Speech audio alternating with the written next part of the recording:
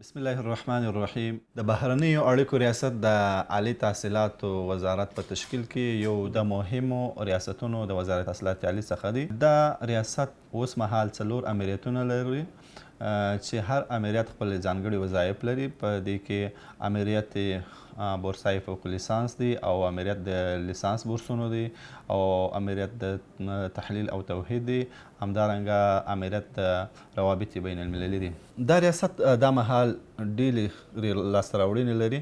د مثال په ډول باندې چې په دغه کال کې تقریبا موږ 412 تنه استادان بهرنیو هیوادونو ته استولي دي د لوړو زده کړو دپاره، او همداراز د بهر هیوادونو څخه هغه استادان چې مخکې په بورسونو کې تللي وه او هلته یې خپل درسونه تکمیل کړي دي، 418 نفره دي چې بیرته راغلي دي او اشغال د وظیفې یې کړی دي، خپلو پوهنتونونو کې استخدام سوي دي. همدارنګه په لسګونو سفرونه د لوړو مقاماتو او خارجي بهرني هیوادونو ته سوي دي چې په هغه هیوادونو کې ترکیه، قطر، پاکستان، ایران، ازبکستان او تاجکستان دا هیوادونه شامل دي.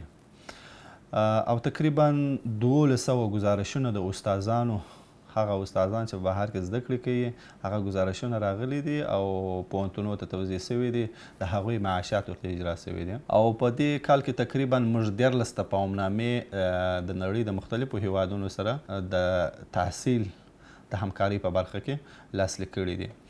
همدارنګه موږ د مختلفو هیوادونو سره د محصلینو د جذب پروسه مخته بیایو. تر اوس مهاله پورې تقریبا په سلګونو محصلین خارجي هیوادونو ته استول سوي دي د زده کړو دپاره. او مزید د دې سره هغه مشکلات چې په خارجي هیوادونو کې زموږ افغان محصلین ورونه او یا استادانو سره مخ دي، په هغه کې د وزارت رهبري مقامات او بالخصوص د بهرنیو اړیکو ریاست ورسره په رابطه کې دي. نو دغه جریان روان دی. انشاءالله په ډېر کم وخت کې به دغه ستونزې د محصلینو او د استادانو حل سي.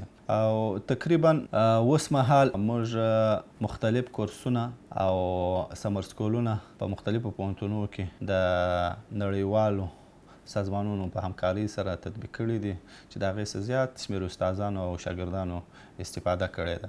موږ کوشش کوو چې د سیمې د هیوادونو سره او د نور پرمختللو هیوادونو سره تر څو هغه دې ته اماده کړو چې افغان محصلین جذب کړي. دا د ریاست مهمې لاسته راوړنې دي، نورې هم زیاتې لاسته راوړنې لري.